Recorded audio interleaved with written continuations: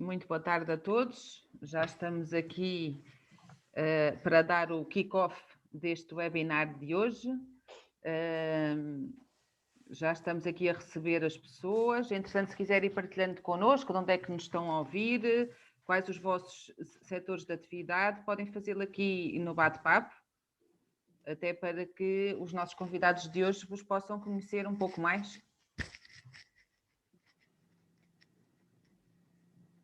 Olá, Joaquim, muito boa tarde.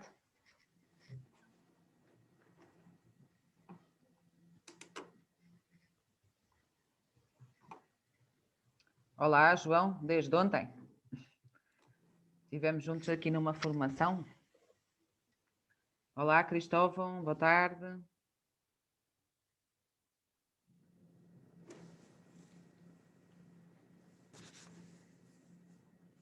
Boa tarde, Filipe, bem-vindo. Temos aqui uma colega do Pedro Pinhal, a Eduarda, da MDS Porto, gestora de sinistros. Olá, Eduarda, bem-vinda.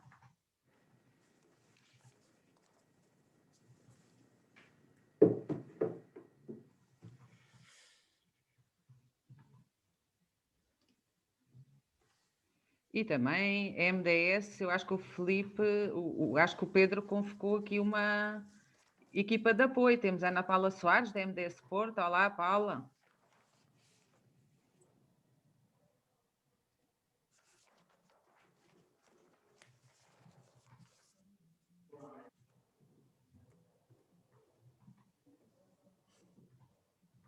Olá, Vânia, também da MDS Porto. Olá, Rui, Angelina, boa tarde a todos. Bem, então se concordarem, e uma vez que já temos aqui grande parte dos nossos participantes já estão online, eu iria então fazer, a abertura oficial. E mais uma vez muito boa tarde a todos aqueles que estão a juntar a nós e muito bem-vindos a este webinar de hoje. O meu nome é Andreia Jota, para quem ainda não me conhece, e eu sou diretora de Marketing e Comunicação da Câmara de Comércio. Vou estar hoje a acompanhar-vos neste webinar e antes de passar aqui a palavra ao nosso secretário-geral, o João Pedro Guimarães, queria só recordar-vos algumas destas nossas regras básicas destes webinars no Zoom. Portanto, nós estamos a gravar aqui a sessão, vamos disponibilizar posteriormente no canal de YouTube aqui da Câmara e eu irei partilhar também convosco um link para poderem rever. Durante a sessão, o vídeo e os microfones vão estar desligados e qualquer questão que tenham, podem sempre colocá-la na rúbrica aqui do Q&A para que eu depois possa colocá-la aos nossos convidados. E agora, passava a palavra ao João Pedro Guimarães. Muito obrigado, Andreia. Boa tarde a todos. Temos imenso gosto em tê-los aqui hoje connosco, em mais este webinar da Câmara de Comércio e Indústria Portuguesa. Já temos ali mais de 100 pessoas a assistir. Muitos de vocês digamos, trabalhamos convosco já há muito tempo, conhecem-nos bem e nós temos tentado fazer ao longo do tempo e temos realizado, e agora olhando um bocadinho para trás, para este último ano, que foi um ano um bocadinho especial, temos realizado muitíssima atividade, alguma, a maior parte, online, como é o caso deste webinar, apesar de o ano passado termos também conseguido fazer ainda uma série de atividades físicas, digamos assim. E tivemos, para terem uma ideia, num ano particularmente exigente para todos, procurámos estar ao pé das empresas e fizemos 121 iniciativas com 8.200 pessoas.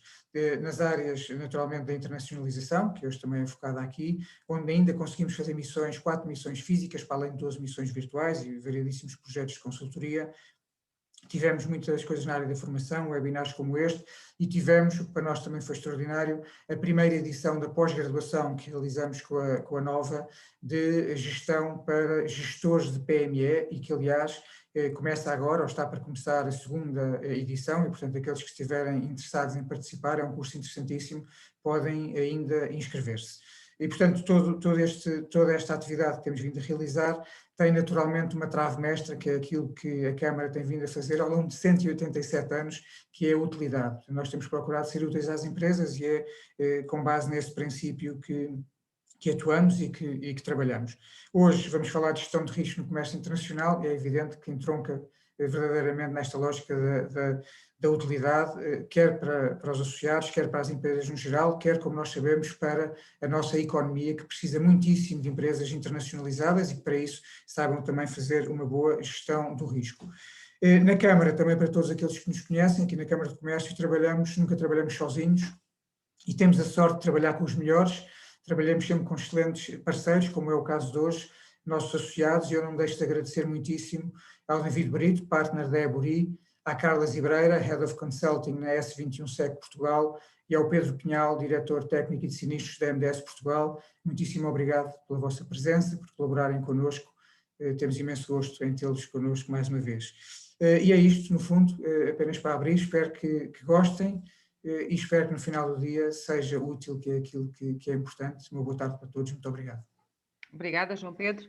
E agora, então, passava a palavra ao David para nos falar, então, sobre a gestão do risco cambial em pagamentos internacionais. Força, David. Olá, muito boa tarde a todos.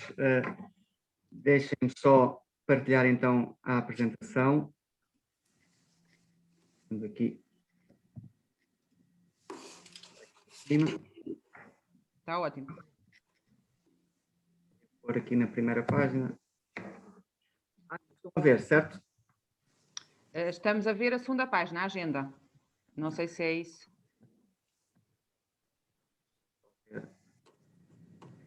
Não está. Agora sim. Não estava a reagir. Ok. Antes de mais, muito obrigado pelo convite e também muito obrigado a quem nos está a ouvir pelo vosso tempo. O meu nome é David Brito, eu sou responsável comercial da Eburi Portugal. Sou responsável comercial já há 5, 6 anos, estou a fazer 6 anos, desde que começámos a operação portuguesa na Eburi. Aqui a ideia da minha apresentação, a ideia desta slot, é falarmos de um dos riscos do comércio internacional, que é o risco cambial. Risco esse que existe quando as empresas ou importam e têm que pagar em moeda estrangeira, ou exportam, vendem e acabam por ter também que receber, neste caso, em moeda estrangeira. É um risco que muitas vezes acontece no comércio internacional. E passando aqui pela agenda, vou tentar gastar aqui apenas 5 minutos a explicar um pouco o que é Eburi, para quem não conhece, e depois vamos atacar aqui a parte de identificar os riscos cambiais, percebermos o que é que, quais são os instrumentos para o mitigar e dar aqui 2 casos de estudo muito rápidos de exemplos de mitigação de risco cambial. Eburi, se eu tivesse que definir assim muito rapidamente o que é Eburi em uma frase, eu diria que a Eburi é uma entidade financeira ou tecnológica, uma fintech, que se apresenta como uma alternativa à banca tradicional quando as empresas necessitam de fazer pagamentos ou recebimentos em moeda estrangeira. Isto basicamente é o que é Eburi. Quando uma empresa necessita de fazer um pagamento em dólares para a China, para fazer um pagamento, quando uma empresa necessita, porque vende para os Estados Unidos, de converter os seus dólares, as suas vendas em euros, isso é o que é a Eburi, fornece essa alternativa à banca tradicional nesse tipo de operações. Quer sejam as operações mais simples, mais banais, um pagamento, um recebimento, quer sejam operações com um pouco mais de sofisticação, como uma reserva de câmbio, fazer uma fixação, etc. Mais alguns dados sobre a empresa. Nós somos uma entidade inglesa, entidade britânica, fundada em 2009. Como todas as fintechs, somos uma entidade jovem e estamos no mercado português desde 2015. De lá para cá temos um portfólio em Portugal de mais de 1.500 empresas a trabalhar connosco, empresas apenas, somos apenas focados em empresas. Pelo mundo temos 49 mil clientes, 50 mil clientes, estamos um pouco por todo o mundo, mas mais focados na Europa.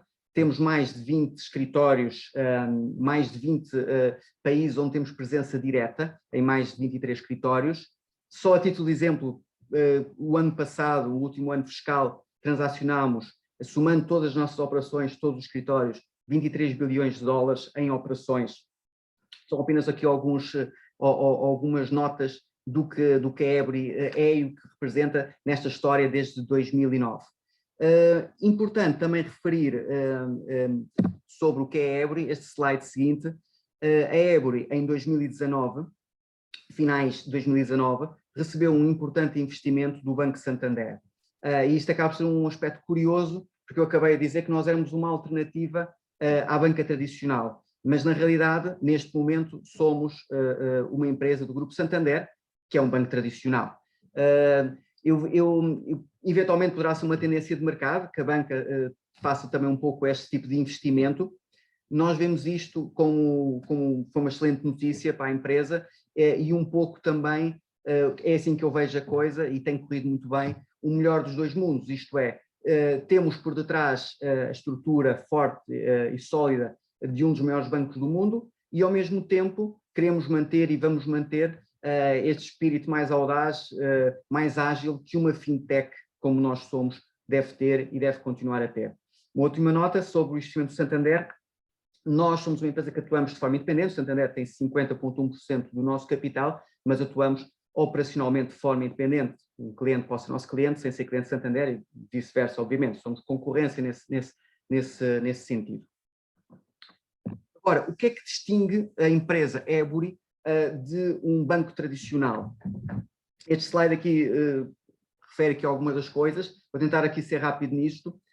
Agilidade e rapidez, o que é que isto significa? Eu consigo colocar, só a título de exemplo, fundos nos fornecedores dos meus clientes, quem é cliente Ebury, no próprio dia em que a operação é feita. Isto é, eu consigo colocar fundos na China, fundos na Inglaterra, uma transferência com data valor D, que é do próprio dia. E isto é uma agilidade bastante significativa e isto tem a ver com a parte tecnológica que a empresa tem. Conseguimos dar acesso a mais de 130 divisas. Eventualmente, quem nos está a ouvir, para que 130 divisas? Eu só transacionei uma ou duas. Ok? Isto aqui é um portfólio que permite a uma empresa que está a internacionalizar e que compra num país mais exótico ter acesso a este portfólio. Uma empresa que se está a internacionalizar ou está internacionalizada e tem operações em países mais exóticos que a banca tradicional não tem esta moeda em catálogo, nós temos, somos especialistas apenas neste assunto, logo permitimos-nos a ter esta capacidade de produto. Taxas competitivas, é muito importante poupar, qual é a empresa que não quer ou ser eficiente a nível de custos. Temos taxas bastante competitivas, mais uma vez, sermos uma fintech e somos um grossista, isto é, nós compramos o volume, absorvemos o volume todo dos nossos clientes, o que nos torna um player importante de mercado, o que nos permite ter um pricing bastante competitivo em tudo o que tem a ver com taxas de câmbio. Serviço personalizado. Cada empresa, quando se registra, tem um gestor de conta, tem alguém que o vai poder ajudar a definir a melhor estratégia cambial de proteção de risco cambial, que é o nosso assunto hoje. É um serviço, embora sejamos uma empresa tecnológica, temos um serviço de gestor de conta e que aí, comparando com a banca tradicional, por assim dizer, é um gestor de conta focado em câmbios, não um gestor de conta generalista. Isso é importante para podermos fazer uma estratégia mais definida. Atenção, isto não quer dizer que tenhamos a bola de cristal para adivinhar os câmbios. Muitas vezes perguntam o que é que vai acontecer ao dólar. Não sabemos. Isso aí ninguém sabe. Quem disser que sabe está a mentir.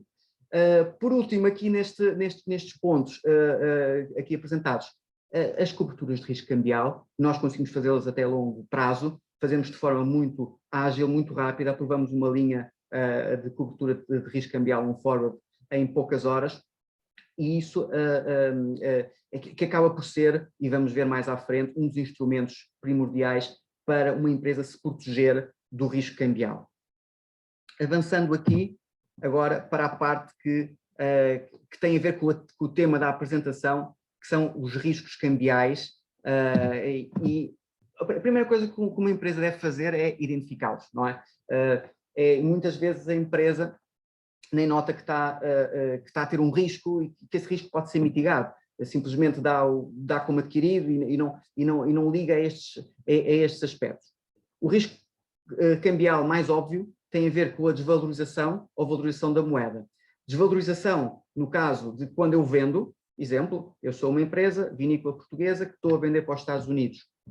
Eu, como a maior parte das empresas, vou vender, consegui emitir uma fatura, mas tipicamente não vou receber naquele dia, vou receber 30, 60, 90 dias depois, é o normal com o acordo comercial. Onde é que está o meu risco? O meu risco é muito simples. Eu no dia em que vendo, isto é, no momento em que eu estou a vender agora, em que emiti a fatura, olhei para o euro-dólar, por exemplo, estou a vender em dólares e estamos a 1,18, 1,19. Ninguém me diz qual é a taxa de câmbio que eu vou ter daqui a 30, 60 ou 90 dias. Daqui a 90 dias, quando eu receber de facto o produto da minha venda, quando me pagarem, o euro-dólar pode não estar a 1,18 ou 1,19 e pode estar a 1,25 e perder 4, 5% de margem. Este é um risco que qualquer empresa tem que ter em atenção. Existem mitigadores, vamos ver mais à frente. O mesmo é verdade quando estamos a falar de compras, não é só quando eu vendo. Quando eu estou a comprar, tipicamente eu também não pago logo tudo a pronto. Então eu tenho uma fatura para pagar, essa fatura, ou tenho um contrato de fornecimento, e essa fatura são 50 mil dólares. Esses 50 mil dólares, tipicamente as empresas o fazem, 30% a pronto de pagamento e depois os outros 70% vou pagar daqui a 60 dias, 30 dias, etc.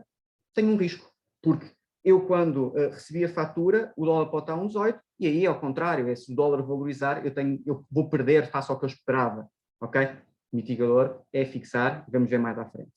Eu deixei aqui neste slide um gráfico que exemplifica o que aconteceu nos últimos 12 meses e não estamos a falar de uma moeda exótica que pode variar muito num dia, estamos a falar do euro-dólar, o par mais negociado do mundo. O euro-dólar, exatamente dia 20/3, há 12 meses, ainda não fez 12 meses, chegou a estar, foi um ponto máximo de valorização, 1,06 qualquer coisa, 1,07. Agora, neste momento, estamos a falar de 1,19. Nós estamos a falar de uma variação superior a 10%. Uma empresa que tenha vendido algum produto a contar nesta data há um ano atrás e que contou e que fez nos seus cálculos, bem, o dólar está a 1,07, vá que eu ponho aqui uma margem, ponho 1,10, já é uma margem, perdeu quase 10% de margem se não se acautelou, ok? E muito, há uma... mais importante do que saber qual é a decisão que vamos fazer ou que não fazer, é ter a informação e identificar este risco. E depois, com base nisso, tentar ver quais são os mecanismos que há para poderem mitigar. E este aqui é um exemplo do que aconteceu com o euro-dólar, que passou de março do ano passado de 1,07 para níveis de 1,19 e até já teve mais desvalorizado até este ano. Estamos a falar de uma diferença de 10% e 10% magoa a margem de uma empresa. Outros riscos cambiais que se calhar não são tão evidentes. Primeiro que eu ponho ali o tempo no envio de um pagamento.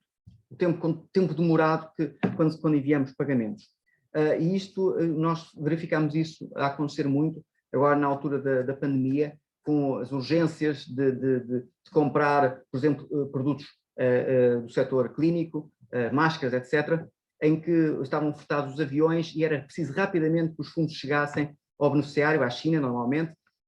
E o que é que acontece? Muitas vezes, e isto acontece, dizem-nos os clientes, que pode demorar uma semana, 2 semanas, e é uma semana ou 2 semanas de custos, e às vezes perde-se a oportunidade do negócio. Então é importante que o empresário, quando começa a importar, neste caso estamos a falar de uma importação, consiga perceber bem como é que funciona a mecânica operativa junto do seu interveniente, banco ou uma Ebury, para perceber realmente qual é o timing que pode contar. E pode-se perder negócios, nós vimos a perder negócios porque o pagamento ficou bloqueado na China, demora, é preciso um documento mais, e é preciso ter isso muito bem oleado e perceber, porque o tempo muitas vezes aqui pode fazer ganhar ou perder um negócio. Segundo risco, este aqui é um risco que muitas vezes que não se consegue ter a percepção dele, que é o chamado duplo câmbio. O que é um duplo câmbio? Tipicamente, o comércio internacional diz, eu estou a comprar da China, vou pagar em dólares. Às vezes, ou estou a comprar no Brasil e vou pagar em dólares ou mesmo em euros. Muitas vezes, o nosso fornecedor, quem nos está a fornecer, vai cobrar um prémio por estar a receber em moeda forte, ou em euros ou em dólares. E o importante é o empresário perceber que esse prémio tem um custo. Então, o que nós aconselhamos sempre, para eliminar este risco, ou para perceber se ele está a existir, é, quando estou a negociar, eu estou a comprar no Brasil, perguntar se pagar em reais, qual é o preço? Envio uma fatura em dólares e em reais. Estou a comprar da China, envio uma fatura em dólares e em yuans. Porque para o empresário, para a empresa portuguesa, o que interessa é quantos euros é que vai custar. E o inverso é verdadeiro. Quando eu estou a vender, muitas vezes as pessoas dizem, eu vou vender em euros para não ter qualquer preocupação. Não olhar as coisas dessa forma, porque eu posso estar a perder um negócio porque eu não me estou a adaptar à necessidade do meu cliente, que é permitir que ele pague na moeda local dele. O último aspecto de risco, e este é o mais difícil de resolver, que tem a ver com restrições de liquidez nos países para repatriar ou para poder receber. O caso típico em Portugal é Angola. Todos os empresários sabem que têm em relação com Angola as dificuldades que há em receber, pois às vezes são mais facilitadas, às vezes mais difíceis. Aqui nós temos solução na Ebury para alguns dos casos, por exemplo, não tenho para Angola, infelizmente, mas para outros países que a Banca Internacional não consegue, eu tenho, mas aqui o conselho que se dá ao empresário é perceber bem como funciona, porque aí o risco pode ser muito grande. E é um risco que é de não ter os fundos, e mais do que não ter os fundos, muitas vezes estão lá os fundos na moeda local e a moeda a desvalorizar e a perder valor. Então isto é um risco muito importante que há que ter em atenção. Fazendo aqui uma passagem aqui de slides, que soluções podemos ter, ou que, por exemplo, a Ebury pode apresentar para mitigar estes riscos cambiais. O primeiro deles é o mais óbvio, já falei dele, é a fixação cambial, é reservar a taxa de câmbio para o período futuro. Okay? Existem dois instrumentos básicos, os mais simples, que é o chamado forward aberto, fixação cambial aberta, ou forward fechado, é um forward fixação cambial fechada. Como é que funciona? Vamos dar o exemplo de uma empresa que vendeu e vai receber daqui a 60 dias. Muito bem, se eu sei a data exata, eu faço uma fixação cambial do montante com a data correta para o meu recebimento. Se eu não sei a data exata de quando é que eu vou receber, eu posso fazer um forward aberto. O que é que esse forward me diz? Diz-me que eu tenho X tempo para fazer a troca cambial. Por exemplo, se eu puser 3 meses, uma fixação cambial de 3 meses, significa que eu durante 3 meses tenho que fazer essa troca cambial. É assim que funciona. E o forward é o instrumento principal para mitigar o risco cambial. É eu saber o que conto, ok? Eliminar essa incerteza de saber e o financeiro poder calcular as suas margens e eliminar esse risco. Acesso a mais de 130 divisas. Aqui isto vai mitigar o risco do duplo câmbio, isto é, olhar para a moeda não como um problema, mas como uma oportunidade. Se eu tenho acesso a estas divisas, se eu estou a comprar do Brasil e nunca ponderei pagar na moeda local, se eu fizer um forward eu não deixo de ter risco, e eu pagando na moeda local posso ter uma poupança. É muito importante olhar para a moeda como uma oportunidade e não simplesmente isto é um problema. Ok? Outro aspecto que está ligado ao cabaz de moedas, às 130 divisas, é a capacidade que nós na Ebury temos de abrir contas em moeda estrangeira. Nós conseguimos abrir contas em mais de 20 divisas e em mais de 20 geografias diferentes. Vou dar um exemplo que acontece muito com as empresas. Vendem para a Inglaterra e o que é que acontece? Vendem para a Inglaterra e acabam por, muitas vezes, dar a conta, porque não têm uma conta em libras, e dão a conta em euros que têm junto do seu banco. O que acontece? Quando a empresa inglesa vai pagar ao nosso cliente, vai pagar em libras, as libras chegam ao banco e são convertidas automaticamente para euros, porque o cliente não tem conta em libras. E são convertidas a uma taxa muito alta cambial. Ok? É onde se pode perder bastante. Isso acontece muitas vezes. Então, perceber que isso é um risco e perceber que abrir uma conta em moeda estrangeira pode resolver esse risco e pelo menos, fazer com que o cliente esteja em cima do assunto e possa controlar. Por último, a agilidade no envio de pagamentos. Nós, na Ebury, como eu já referi, conseguimos enviar os pagamentos no próprio dia e mais, isto é, eles vão ser enviados e chegam no próprio dia, no máximo em um dia depois, dependendo das geografias e da hora em que fazemos a operação, mas mais, se o meu cliente estiver a pagar para um fornecedor que também é fornecedor Ebury, nós temos o Ebury Instant, que faz com que os pagamentos por exemplo, fazer um pagamento para a China se torne instantâneo, como acontece agora em Portugal no sistema CIBS, dos pagamentos instantâneos. Isso é possível no comércio internacional, tem que ser cliente e fornecedor, cliente Ebury. Muito bem, eu calculo que já devo estar a usar muito do meu tempo, vou tentar aqui acelerar. Tenho aqui só 2 casos de estudo, para verem exemplos de como mitigar e de casos que aconteceram na prática. Isto é uma empresa do setor tecnológico que presta serviços no Dubai, que nos contactou, que se tornou nosso cliente e que tinha ganho um projeto há um ano no Dubai. No princípio, esse projeto começou a ser negociado em dólares. Depois perceberam que havia vantagem na moeda local, até porque o próprio cliente queria pagar em moeda local, no dirham. E, pois bem, o que é que nós fizemos? Qual foi a solução para este cliente, para ele mitigar o seu risco, ou neste caso eliminou o seu risco e poder resolver a situação e ter uma situação tranquila a nível operacional? O que fizemos foi um contrato grande, 5 milhões de AEDs, dirhams, por 12 meses, com pagamentos trimestrais. Neste caso havia uma calendarização já específica. Então o que nós fizemos? Abrimos uma conta local em AEDs para o nosso cliente, para ele poder receber os seus fundos, fixamos 5 milhões de AEDs, venda de AEDs em forward, com datas fixas, isto é, foram 4 operações. Fizemos uma operação a 3 meses para o primeiro pagamento, para o primeiro recebimento, uma a 6, outra a 9 e outra a 12, fazendo os 5 milhões. Com isto, eliminou o risco cambial, conseguiu operacionalizar a operação sem qualquer problema, e eliminar este risco e diminuir os seus custos. Este é um exemplo de uma exportação de serviços para o Dubai. Outro exemplo, neste caso, há muitas empresas portuguesas nesta situação, empresas do setor têxtil que importam da China, ou matéria-prima, ou produto acabado, ou matéria-prima para transformar. Este é um caso clássico de pagamentos há vários anos, sempre feitos em dólares para a China.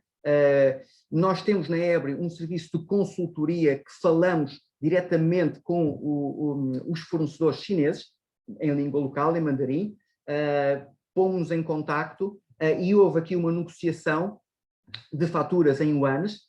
No final, porque na altura o dólar estava bastante valorizado, fez sentido mudar os contratos para yuanes. Simplesmente o que o cliente fez foi fixamos o contrato em yuan, do montante que havia como certeza que iria ser de compras, e depois bem o cliente eliminou o seu risco cambial e ainda conseguiu, ao fazer esta troca de contrato de dólar para yuan, no fim de contas, não é poupar, no fim de contas, tornar mais eficiente a sua operação de compras.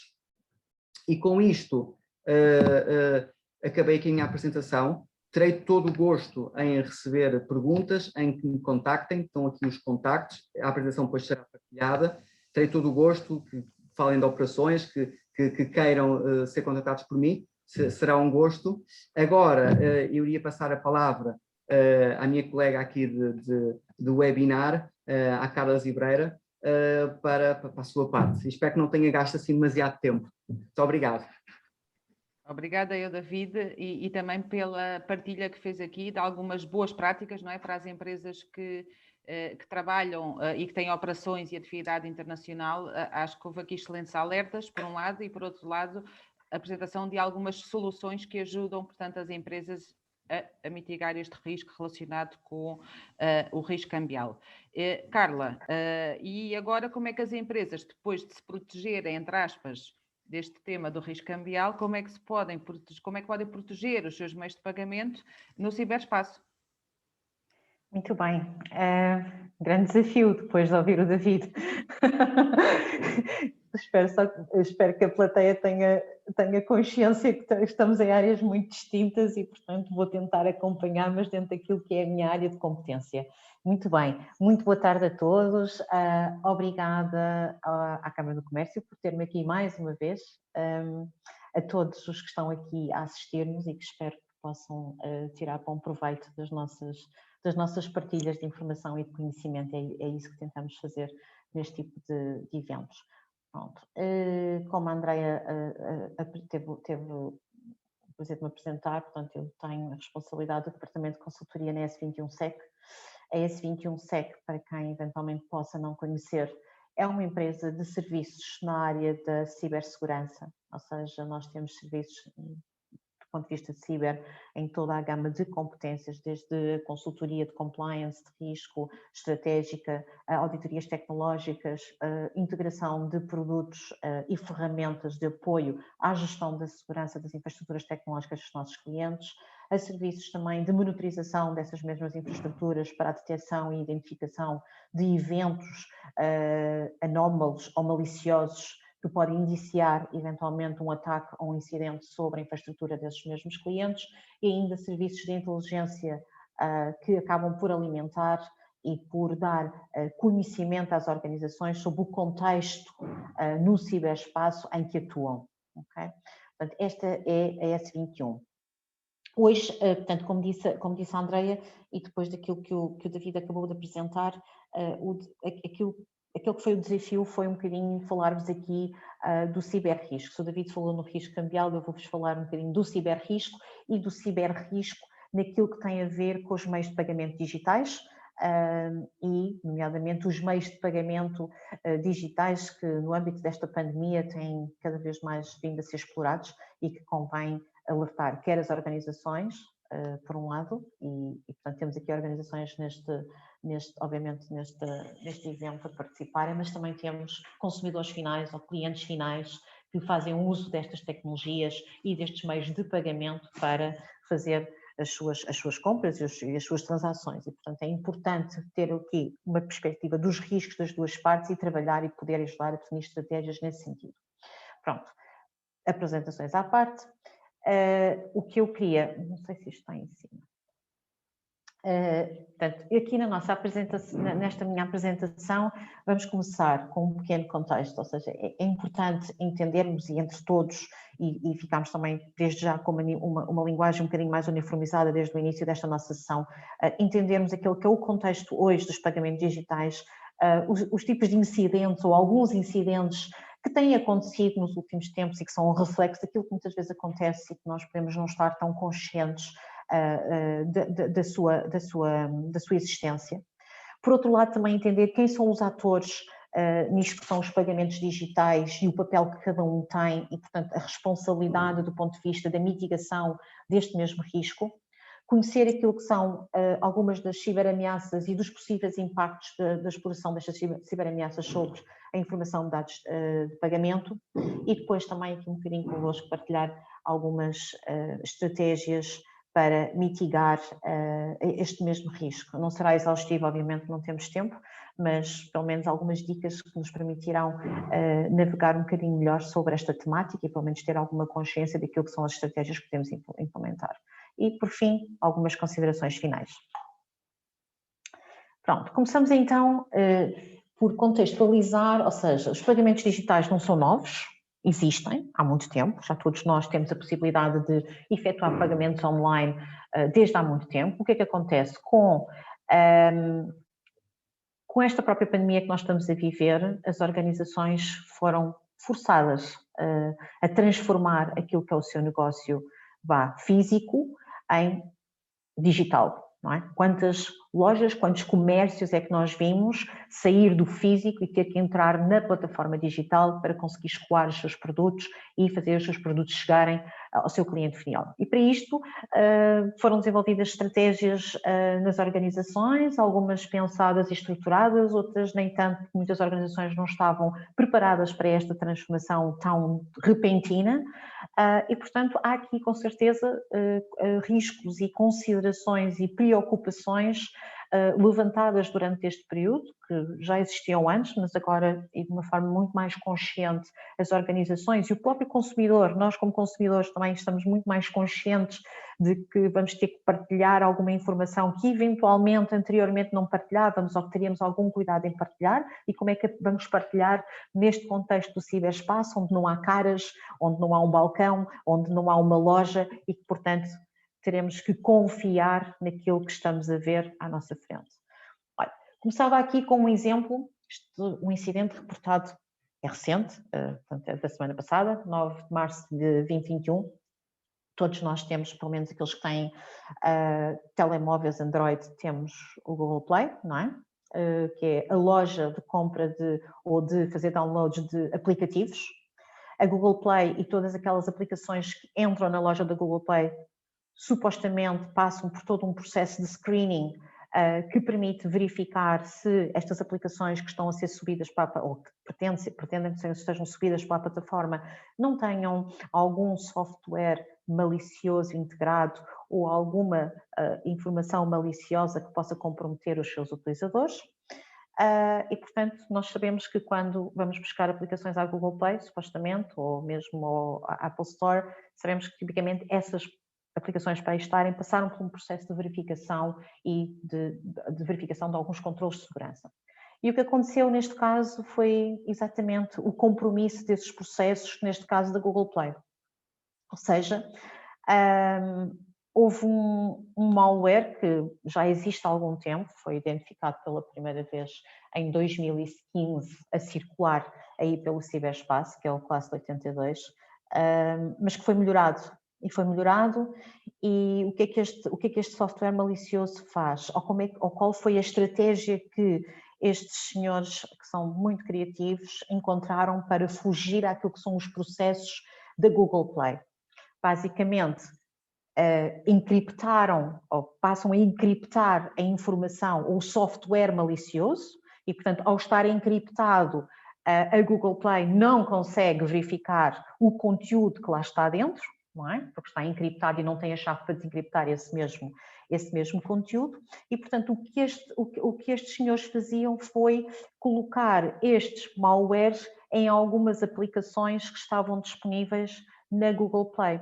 Ou seja, quando eu me dirigia à Google Play para fazer o download de, por exemplo, uma destas 9 aplicações que aqui estão, sei lá, o Cake VPN, o Music Player, o QR Recorder, o QR ou Barcode Scanner, e fazia download destas aplicações para o meu dispositivo, quer telemóvel ou que fosse, quando eu fazia download, estas aplicações vinham com esse malware integrado e que passaram pelos processos da Google Play e não foram identificados. Quando eu faço o download deste aplicativo, o que acontece é que esse software corre, instala-se no meu dispositivo e começa a obter toda a informação que eu troco, telefonemas, mensagens, acessos a contas de home banking, a contas, por exemplo, da Amazon ou à minha conta da PayPal, começa a ter acesso a tudo o que eu faço no meu dispositivo e começa a passar esta informação para os computadores destes senhores e, portanto, comprometer informação nossa e dados pessoais nossos. Este é um exemplo que aconteceu ainda a semana passada, detectado. A Google Play já retirou estas aplicações, obviamente, da loja e está a trabalhar, obviamente, em melhorar aquilo que é o seu processo do Google Play Protect. O outro exemplo que vos trouxe é de uma empresa que se chama, que é uma startup, que é a Pay, e que é responsável por processar os pagamentos feitos com cartões de crédito online. Ou seja, eu, comércio, quando disponibilizo um meio de pagamento, por exemplo, por cartão de crédito, tenho que depois estabelecer um canal de comunicação com o meu banco ou com a entidade financeira que vai efetuar ou que vai receber o pagamento e, portanto, existem estes brokers quase no meio destas duas entidades que são responsáveis por este processo. Então, a Pay, que é responsável por este processo, o que é que ela fez? Um erro de principiante, diria eu, não é? Mas basicamente deixou disponível uma base de dados com 2,5 milhões de registros de transações de mais ou menos entre 15 a 20 comerciantes, seus clientes, acessíveis online sem password, ou seja, a base de dados não tinha password de acesso. Portanto, era fácil comprometer a base de dados e, consequentemente, comprometer todas estas transações ou estes registros de transações, que incluem não só valores transacionados, mas também as contas de origem, as contas de destino e, portanto, informação que é extremamente útil para aquele que tem uma mente maliciosa e que quer utilizar esta informação para roubo financeiro ou fraude financeira. Pronto. O terceiro exemplo que, para não nos maçar muito, o terceiro exemplo que data a 4 de março de 2020 é da Carnival. A Carnival, aquela empresa que eu penso que muitos conhecem, que é dos cruzeiros. Duas das empresas do grupo, a Princess Cruises e a Holland America Line, basicamente viram um conjunto de informação dos seus colaboradores e clientes comprometidas, simplesmente pelo compromisso ou por ter sido comprometido o e-mail de um dos seus colaboradores. Ou seja, nós muitas vezes nas nossas máquinas podemos não ter uma password forte, ou seja, uma password alfanumérica, portanto, suficientemente grande para não ser adivinhada por ferramentas que existem no mercado e, portanto, neste caso, o e-mail de um colaborador da Carnival foi comprometido e, a partir daí, de conhecerem essa conta de e-mail e, portanto, terem ganho uma identidade válida dentro da Carnival, conseguiram ter acesso, portanto, a informações de colaboradores e clientes. E neste caso, nomes, endereços, números de segurança social, de cartões de crédito, informações de contas financeiras e dados de saúde. Portanto, em qualquer um destes 3 casos, a informação foram vários os tipos de informação comprometida, nomeadamente informação relacionada com dados de pagamento. Eu diria que, bom, tendo este contexto de que os incidentes acontecem, as coisas acontecem, é um facto, e por muito que muitas vezes até exista uma relação de confiança com as entidades com as quais nós estamos a trabalhar, porque é natural que assim seja, ninguém olha, eu diria que não olho para uma Google Play com leveza, olho para uma organização que tem processos definidos, é uma organização que este é o seu negócio e, portanto, e que se preocupa com estas questões. A Google tem equipas dedicadas a estes temas de segurança, mas é como tudo, não é? Ou seja, a segurança, nós não conseguimos garantir a segurança a 100%, e, portanto, e estes senhores que têm muito mais recursos que muitas vezes têm uma Google Play, uma Amazon, recursos financeiros, recursos de processamento, do ponto de vista até computacional, andam anos de luz à nossa frente. Portanto, isto é um bocadinho como a história do gato e do rato, não é? Como a Tom e Jerry, andam um atrás do outro. E, portanto, é importante percebermos e termos alguma percepção e sensibilidade para as variáveis que efetivamente influenciam este ecossistema, porque é a forma de nós percebermos quais é que são os vetores de proteção que nós podemos ter quando estamos a proteger ou quando estamos a entrar numa linha de negócio que passa efetivamente por disponibilizar pagamentos digitais ou, por outro lado, como consumidor, também ter consciência dos riscos que eu corro e que devo prevenir. Porque muitas vezes, e esta também é uma verdade, que é a organização prestadora do serviço até pode ter um conjunto de controles implementados, mas se o consumidor, se o cliente final não estiver sensível, não souber utilizar a minha informação para efetuar pagamentos digitais e deixá-la num computador desbloqueado, numa conta que não tem password, se escrever a password no papel, ou não há mecanismo de proteção que o prestador de serviços possa ter que me salvaguarde perante uma situação destas, não é?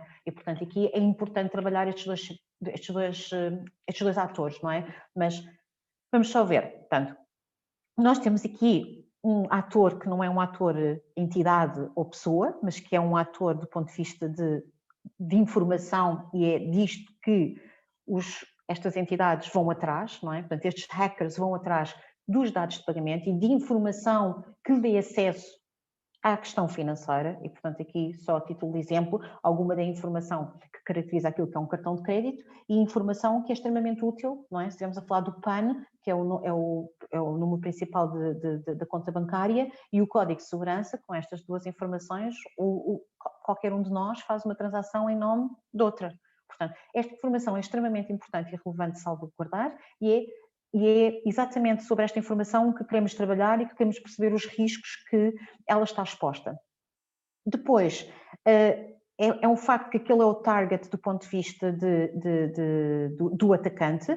Agora, o atacante, para conseguir muitas vezes chegar àquele tipo de informação e conseguir comprometer aquele tipo de informação, utiliza aquilo que são os recursos que nós pomos ao dispor para fazer estes pagamentos. Podem passar pelos cartões de crédito, os cartões bancários, podem passar a ser, como agora existem, as carteiras mobile, os cartões de bancários já pré-carregados, e, portanto, tudo isto são métodos de pagamento que eles utilizam e que exploram as suas vulnerabilidades para conseguirem chegar aos dados de pagamento. Outra questão, não menos importante, é também, muito bem, nós até temos os POS, temos os cartões, tudo isto são meios de efetuar pagamento, mas depois também temos um conjunto de entidades que facilitam ou que promovem este tipo de pagamentos. Sei lá, estamos a falar, eu sei que o meu gráfico está pequenino, mas esta apresentação vai ser partilhada e a minha ideia era só passar-vos aqui a ideia de quem é que são estas entidades que dão serviços de pagamento. Mas estamos a falar, por exemplo, numa PayPal, numa Apple Pay, ou seja, há uma série de entidades que disponibilizam serviços seguros para a transmissão desta informação, nomeadamente, por exemplo, de um cartão de crédito, para que a gente possa efetuar um pagamento online. Quem é que são os outros atores ou as outras entidades ou variáveis que entram neste ecossistema? Por um lado, os hackers, não é? São aqueles que têm aqui o motivo ou a motivação para comprometer a informação que pretendem adquirir. Temos também aqui como atores importantes na gestão desta segurança, quer os fabricantes de muitos destes métodos de pagamento, quer desde os fabricantes dos cartões magnéticos, que têm regras e normas específicas que têm que seguir para que esta informação seja segura, até aos próprios fabricantes dos POS e até dos próprios telemóveis ou dispositivos eletrónicos que nós utilizamos para fazer passar esta informação. Temos os comerciantes, que é a loja, que está do outro lado a vender o seu produto e a utilizar estes métodos de pagamento para fazer chegar a transação à sua conta bancária, e depois ainda temos aqui os serviços de pagamento, que são aqueles processadores de pagamentos. E temos ainda, por fim, o cliente ou o consumidor final, que também tem aqui um papel importante naquilo que é a salvaguarda e a proteção desta informação dos dados de pagamentos. Outro tema que é importante é, uma vez entendido quem são os atores, quais são as variáveis que influenciam este ecossistema, é importante também aqui falar-vos um bocadinho, e espero que alguns destas palavras que aqui aparecem já sejam de um conhecimento da grande parte da questão. Se não está, vamos ter como objetivo que passem a ser e que passemos todos a ter percepção do que é que isto é. Mas, portanto, neste gráfico foram medidas, foi medido ou tentou-se identificar, portanto, num estudo da KPMG feito em 2019, um bocadinho quais são o tipo de ataques, portanto, as ameaças mais comuns a dados de pagamento, ou a meios de pagamento. Portanto, o primeiro é o phishing. O phishing é uma técnica que é utilizada por estes hackers para uma técnica de engenharia social e que, portanto, explora o nosso comportamento, a nossa rapidez, a nossa ansiedade de ter informação e, portanto, com esta técnica eles enviam-nos, por exemplo, um e-mail com um link a dizer somos a FNAC, o senhor comprou aqui isto e, portanto, clique no link para efetuar o pagamento. E muitas vezes nós olhamos para estes e-mails de phishing, eles são tão perfeitos em termos de imagem, em termos de linguagem, de comunicação, que nós até acabamos muitas vezes por acreditar que é a FNAC, clicamos no link, só que não é. E há algumas dicas nesse e-mail que se calhar nos levavam a perceber que era um e-mail de phishing. Depois temos também os ataques de DDoS, ou Denial of Service, que são ataques massivos que por vezes sistemas fazem a uma organização para criar indisponibilidade do serviço, e a disponibilidade é uma das características de segurança da informação, ou seja, que o serviço ou que a informação esteja disponível quando é necessária para ser utilizada. E, portanto, os DDoS são também aqui um dos ataques mais frequentes a este tipo de infraestruturas de meios de pagamento e, obviamente, aos dados de pagamento. Também a exploração de vulnerabilidades, ou seja, as infraestruturas tecnológicas todos os dias, por exemplo, sei lá, todos os dias saem vulnerabilidades novas, são divulgadas vulnerabilidades novas sobre os sistemas operativos, sobre o hardware, sobre aplicações que nós utilizamos no nosso dia-a-dia. E, portanto, este é um trabalho extremamente ingrato que as equipas tecnológicas têm que manter atualizado nas suas organizações e, portanto, é natural que nem sempre todas as vulnerabilidades estejam mitigadas. E eles aproveitam-se desse processo difícil nas organizações de manter para explorar essas vulnerabilidades e então conseguir comprometer os sistemas. Depois temos o spam, não é? Portanto, aqueles e-mails que nós não pedimos também massivamente, que muitas vezes vêm agarrados com ficheiros que podem comprometer, podem instalar aplicativos nos nossos computadores e depois a partir daí também absorver informação no âmbito das atividades que nós fazemos no nosso dispositivo. Por exemplo, malware, como falámos há bocadinho, software malicioso que é instalado com o intuito de capturar informação e enviar para estes mesmos servidores. Portanto, aqui estão um conjunto de vulnerabilidades que são tipicamente as vulnerabilidades utilizadas para explorar este tipo de informação. Portanto, obviamente que as implicações disto é a perda e a corrupção e a destruição de dados, não é? Muitas vezes. Os acessos não autorizados, como o caso da base de dados que foi deixada sem password e, portanto, totalmente disponível a quem não tinha acesso para aceder a essa base de dados. O roubo de contas e de identidade, portanto, esta é outra, muitas vezes, como o caso da Carnival, não é? O e-mail de um colaborador foi comprometido, portanto, o que eles acabaram por conseguir fazer foi roubar a identidade daquele colaborador e, com um e-mail perfeitamente válido, conseguir comprometer um conjunto de dados da organização. E depois, sistemas e aplicações comprometidas. Já tínhamos também falado nisso, também no caso da Google Play, em que as aplicações acabaram por ficar comprometidas a partir do momento em que traziam atrás delas um malware desconhecido. Quais são os impactos que isto pode ter para o negócio? Obviamente, perda reputacional, é mau, é péssimo, e nós temos visto isso cada vez mais, porque cada vez mais se fala nestes incidentes de segurança e vem à baila, e portanto percebemos que há depois destes incidentes uma perda de confiança naquela entidade, e ganhar a confiança é um processo que não é fácil, não é trivial. Outro dos impactos é também a fraude ou as perdas financeiras associadas a todo este tipo de pagamentos. Também o incumprimento ou penas legais, porque já há muita legislação que visa salvaguardar este tipo de infraestruturas e este tipo de informações e, portanto, e normativos também, e, portanto, quebras ou violações de segurança dão, como consequência, lugar a penas ou a multas. Não é? O próprio RGPD também já considera isso, ou seja, há aqui dados que são do fórum pessoal e, portanto, quando comprometidos, a organização pode ser imposta a esse tipo de multas.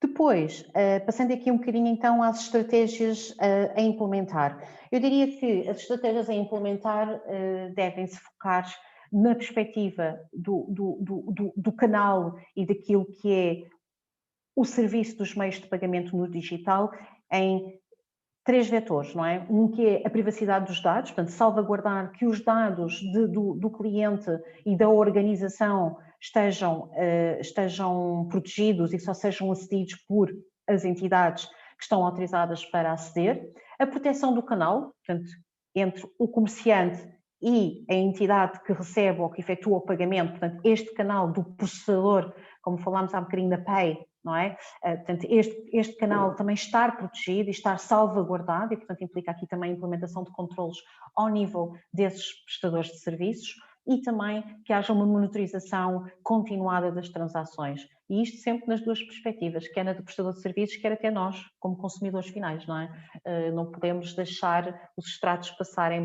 em branco ao lado, há que confirmar, há que validar que efetivamente as transações que fizemos com os nossos cartões de crédito, por exemplo, ou com as nossas contas da PayPal, são efetivamente aquelas que nos comprometemos a fazer. Portanto, só resumidamente dizer que nestas estratégias, obviamente que as estratégias vão para além da implementação de controlos tecnológicos, ou seja, há também controlos do tipo de conformidade que são necessários implementar para a autorização de transações. Há que garantir que os próprios POS, por exemplo, a título de exemplo, os próprios POS que são utilizados para fazer estes pagamentos, que também, por exemplo, há aqui algumas preocupações de que estejam limpos. O que quer dizer que estejam limpos é que não tenham informação de outros ou de outras entidades e que sejam limpos, que estejam protegidos também por password. É importante ter conhecimento sobre o comportamento das nossas infraestruturas, sobre o comportamento dos nossos clientes e, com base nisso, ter um sistema de alarmística que nos identifica e que nos chama a atenção para comportamentos anómalos, para que possamos ser preventivos em vez de reativos, ok? Portanto, monitorizar os pagamentos, quer por parte das entidades que têm responsabilidades para com o seu cliente, comerciante, quer por parte do consumidor final e portanto, a utilização de ferramentas de bloqueio baseadas em comportamentos. Por fim, como eu tinha dito, e não menos importante, nós consumidores, nós clientes finais, também temos aqui um papel central e fundamental em manter a segurança, não é? Portanto, o nosso prestador de serviços, quer o banco, quer os processadores de pagamentos, quer quem emite os cartões de crédito, enfim, todos eles têm as suas obrigações do ponto de vista de conformidade e de implementação de controles de segurança, mas nós também temos que ter as nossas preocupações e temos que estar mais atentos a isto que são os riscos e os comportamentos ou o código de conduta mais adequado. Só um bocadinho a título talvez de algumas preocupações específicas de cada uma destas partes, portanto, dos prestadores de serviços. Como eu referi ainda há pouco, já há um conjunto de legislação que vem apoiar e que vem suportar a implementação de estratégias para a proteção destes meios de pagamento. Portanto, estão aqui um conjunto delas que depois também podem aceder e consultar neste sentido. É importante, para além da questão do compliance, e reforçar, obviamente este é um requisito que vem muitas vezes implícito no PCI DSS, que é uma das normas exatamente para assegurar a segurança nos meios de pagamentos. O Security by Design é um dos controlos fundamentais, ou seja, o que é que isto quer dizer? É importante quando se pensa num serviço, e era isto que eu estava a tentar dizer no início, quando eu disse nós fomos levados a fazer uma transformação dos nossos negócios extremamente acelerada, muitas vezes não tivemos tempo, enquanto organizações, de pensar a base do serviço que passámos a disponibilizar, pensando em segurança. Okay? Portanto, é importante que os produtos e os serviços sejam pensados sempre com o princípio da segurança por trás, porque isto também é, obviamente, um dos fatores principais para a criação da confiança no digital, é a implementação de controlos e da segurança dessa mesma informação que é transacionada. Também que estas organizações desenhem e conheçam e que tenham um plano de resposta perante ciberincidentes. Incidentes acontecem e vão continuar a acontecer, como viram, e todas as semanas nós temos relatórios da nossa equipa de inteligência com vários incidentes que vão acontecendo pelo mundo fora e que são conhecidos. E, portanto, eles acontecem e vão continuar a acontecer. E estas organizações também têm que estar preparadas para nos ajudar perante um incidente de segurança a responder e a mitigar os impactos desses incidentes. Para estas entidades prestadoras de serviço é também importante que elas sejam auditadas, quer do ponto de vista de infraestruturas, quer do ponto de vista de processos, por entidades isentas, para ajudar a identificar aquilo que muitas vezes, quando estamos diretamente envolvidos, podemos não identificar como eventuais lacunas nos nossos processos. E acho que há um papel fundamental por parte quer dos prestadores de serviços, quer até por parte dos próprios comerciantes, em sensibilizar o cliente final para a utilização segura dos meios de pagamento digitais. Porque eu, como utilizador final, como cliente final, fazendo uma má utilização, isto acontece muitas vezes, e nós não é neste contexto só que isto se vê, quando um cliente muitas vezes não conhece ou não detém conhecimento, o que acaba por acontecer é que quando o incidente acontece, a culpa nunca é sua, é sempre da entidade que lhe presta o serviço. E isto, do ponto de vista de reputação, é péssimo para nós, até conseguimos desmistificar esta mensagem e quem está do outro lado também conseguir entender a mensagem desmistificada, não é? Portanto, é super importante, eu considero que é extremamente importante, quer prestadores de serviço, quer os comerciantes, fazerem e terem este papel também de sensibilização dos seus clientes. E, não menos importante, é também estar consciente que, no âmbito da prestação destes serviços, em qualquer uma delas, quer do prestador de serviço de pagamentos digitais, quer do ponto de vista do comerciante, o recorrermos a terceiros para a disponibilização destes meios é extremamente importante, até inclusive de entidades especialistas na matéria. Mas é importante também que a gente comece a procurar nessas mesmas entidades mecanismos que nos passem confiança, porque eles vão ter um papel importante naquilo que é o serviço que nós estamos a disponibilizar ao nosso cliente final. Portanto, a relação com terceiros, que é cada vez mais uma variável do nosso ecossistema de negócio, é extremamente importante de gerir e de trabalhar neste sentido, de manter a confiança naquilo que é o nosso processo de negócio. Relativamente ao cliente, ou seja, eu na perspectiva de consumidor final, de quem vai fazer um pagamento no digital, é importante algumas regras. O que está aqui para alguns, se calhar vão dizer, Carla, isso é óbvio, mas continua a acontecer e acontece às vezes até naquelas pessoas que supostamente deviam ter maior responsabilidade do ponto de vista do conhecimento daquilo que é o ambiente tecnológico e do ciber, e muitas vezes acontece, não é? Mas, por exemplo, nos nossos dispositivos, por exemplo, móveis, onde nós muitas vezes temos a aplicação do M-Banking, uma ou duas, garantir que temos um duplo fator de autenticação, ou seja, que temos um PIN para entrar no telemóvel, que se calhar também temos dados biométricos para conseguirmos aceder ao nosso telemóvel. Carla, não quero interromper, mas estamos muito, muito fora do nosso tempo, está bem? Peço desculpa, é que eu não recebi nenhuma mensagem, eu pelo menos não a vejo. E estava a olhar para o meu relógio. Pronto. Mas deixava-vos aqui, então, só para não consumir mais tempo, uma checklist, de algumas práticas e de alguns comportamentos que devemos e que não devemos ter quando estamos neste contexto dos meios de pagamento. Pronto. Só então, para fechar, que este era mesmo o meu slide final em termos de considerações finais, portanto, efetivamente as conclusões que nós tiramos a transformação digital era um processo que já estava a decorrer, o Covid veio acelerar e, portanto, veio mudar a forma como os clientes veem o comércio e também as opções de pagamento que estas mesmas estratégias vieram a impor nos próprios negócios. Esta aceleração da transformação digital, obviamente, aconteceu de uma forma que se apresentou às empresas e ao cliente final sem, talvez, a preparação que considerávamos que seria adequada para salvaguardar esta informação no ciberespaço e, portanto, é preciso ter atenção a isso, não é? Portanto, é preciso ter atenção que conhecemos, efetivamente, os impactos de fazer estes pagamentos no ciberespaço e no digital e de quais são os riscos a que estamos expostos.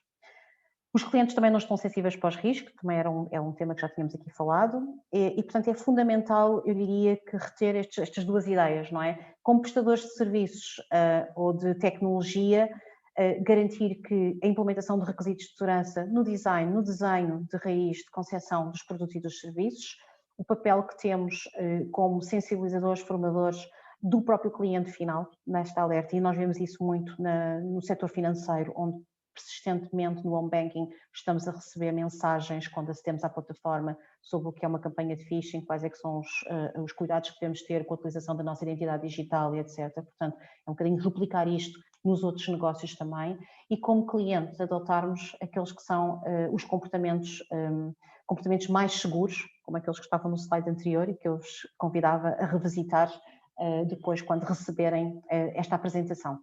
Muito obrigada e peço desculpa por este deslize, mas não estava mesmo a ver aqui a mensagem da Andreia. Tudo bem. Carla, obrigada aqui pela partilha destas boas práticas, acho que foi muito útil e inclusive temos aqui já algumas pessoas da audiência a comentar isso mesmo aqui no bate-papo. E agora, Pedro, convidava-o com este ligeiro atraso a esclarecer aqui a audiência e os nossos participantes sobre a relevância do risco cibernético relativamente ao comércio internacional. Ok. Obrigado, Andréia. Boa tarde a todos. Espero que se encontrem todos bem e de saúde. Agradecer também à Câmara de Comércio o gentil convite. É sempre um gosto participarmos. O meu propósito nestes breves minutos será partilhar a experiência que a MDS tem enquanto consultora e corretora de seguros. No acompanhamento desta temática do cyberrisco, de ciberseguro, que já temos acumulado muita experiência, boas e más, porque as más são os sinistros e que começam a surgir numa frequência que nós nunca, sem precedentes, basicamente sem precedentes.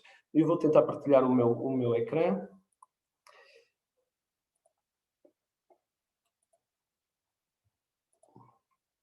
Compartilhar. Pergunto se já estão todos, se estão a ver a apresentação. Ok. Eu, entretanto, não tive a oportunidade de assistir a toda a palestra da Carla, porque o meu computador foi abaixo, não sei se foi algum pirata um bocadinho aborrecido com estas regras de segurança, mas a verdade é que eu fiquei um pouco aflito porque o meu computador bloqueou, eu tive que reiniciá-lo. Portanto, eu acho que alguém está a ver e não está muito contente com estas regras de segurança. Bem, a MDS é um consultor e corretor de seguros, é uma multinacional portuguesa, está em vários países, tem operações diretas em Portugal, Brasil, Espanha, Angola e Moçambique, e via BrokersLink está presente em mais de 110 países do mundo. A BrokersLink é uma rede internacional de parceiros que foi fundada também, a MDS foi um partner fundador e neste momento é um acionista muito importante. Nós cada vez mais trabalhamos não só na corretagem, mas muito na consultoria do risco e temos também soluções de seguro. Em Portugal, nós somos líder de mercados destacados há mais de 10 anos, somos mais de 250 e estamos sempre a crescer e gerimos cerca de 214 milhões de euros de prémios. Se nós fôssemos uma seguradora, estaríamos no top das seguradoras para perceber a dimensão da nossa carteira. Feito aqui este breve introito do que é a MDS, a Carla já foi falando um bocadinho do que era o risco cibernético, mas eu vou dar assim um contexto também no risco cibernético que vai alimentar a sua transferência para produtos de seguro e para soluções de seguro. E por risco cibernético entende-se qualquer ameaça de ocorrência de danos, de prejuízos financeiros, de danos à reputação, que uma organização ou terceiros possa incorrer em resultado basicamente de um de dois eventos: falha na infraestrutura tecnológica, falha no software ou falha na proteção de dados e informações de terceiros, informações sensíveis, Portanto, basicamente, nós estaremos perante um risco cibernético quando há uma ameaça, uma falha, ou da infraestrutura, ou da proteção de dados e informações pessoais. Se isso acontecer, se concretizar, isto vai gerar danos, prejuízos e responsabilidades. Nós, normalmente, associamos muito o risco cibernético aos piratas informáticos e, de facto, é uma parcela muito importante do risco e tem que ser falada e tratada, mas a experiência que nós temos é que muitos dos riscos cibernéticos resultam de atos não maliciosos, atos meramente acidentais, que podem ser tão simples como eu enviar um e-mail para um destinatário errado e nesse e-mail constar informação confidencial ou dados pessoais de terceiros. Isto acontece, e se acontecer, isto é um risco cibernético, põe em causa a proteção de dados de terceiros e há uma violação que despoltará um conjunto de regras. O risco pode ocorrer em contexto online, que é o normal, mas também pode ser em contexto offline. Se eu tiver uma pendrive com informação, com listagem, informação pessoais de terceiros, e se eu perder num restaurante ou num banco de um Uber, e se alguém aceder a elas, eu estou aqui perante um risco cibernético e tenho que reagir. Pode ter origem interna e externa. A origem interna, a organização, pode ser um funcionário descuidado ou pode ser um funcionário malicioso e pode ter como despoltador um dispositivo móvel, um smartphone, a pendrive que falei, ou serviços mais centrais.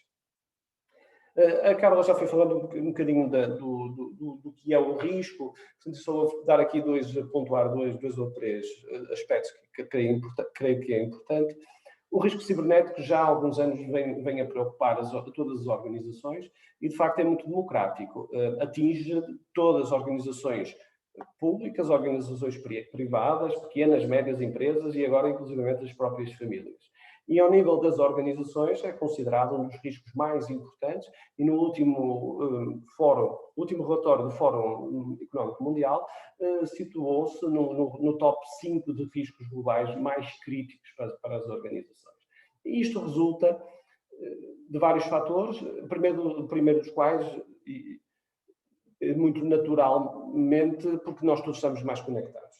Aliás, o nosso propósito e a forma como estamos é um paradigma deste novo normal, não é? Tudo muito mais interconectado e, inclusivamente, tem existido cada vez mais a população mundial cada vez mais está ligada à internet. Se em 2017 cerca de 50% da população mundial estava ligada, neste momento seguramente mais de 70% estará, e no final desta década quase toda a população mundial vai estar de alguma forma conectada à internet. No âmbito das empresas, estes números, estas proporções são de veras superiores e posso mesmo afirmar que devemos estar muito acima dos 90% de conectividades em termos mundiais.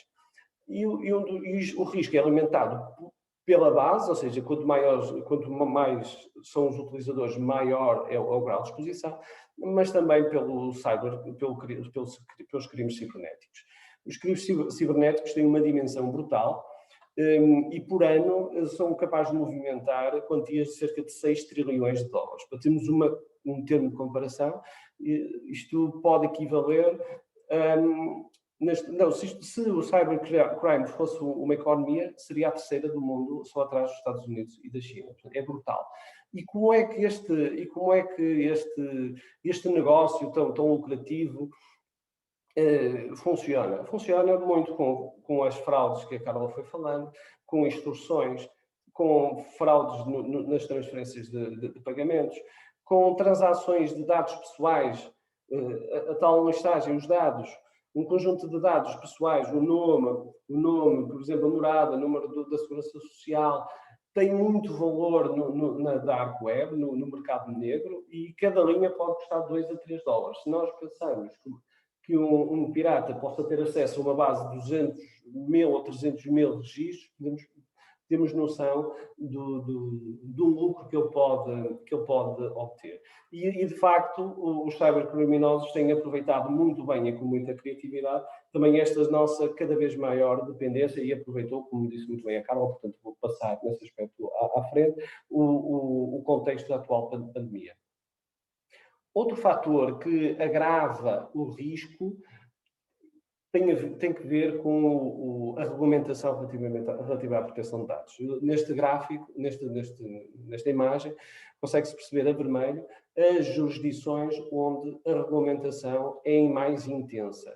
E quando existe maior regulamentação sobre a proteção de dados, isto aumenta o risco porque existindo um evento que põe em causa a integridade e a disponibilidade, a acessibilidade desses dados, faz com que haja uma consequência. E a consequência vai ser sempre custos para as empresas, custos de assessoria jurídica, custos de notificação, conforme vamos ver à frente, e isto vem criar aqui também uma pressão maior num risco que por si só já era bastante complicado. Eu passaria, porque o tempo também escasseia, de falar do atual status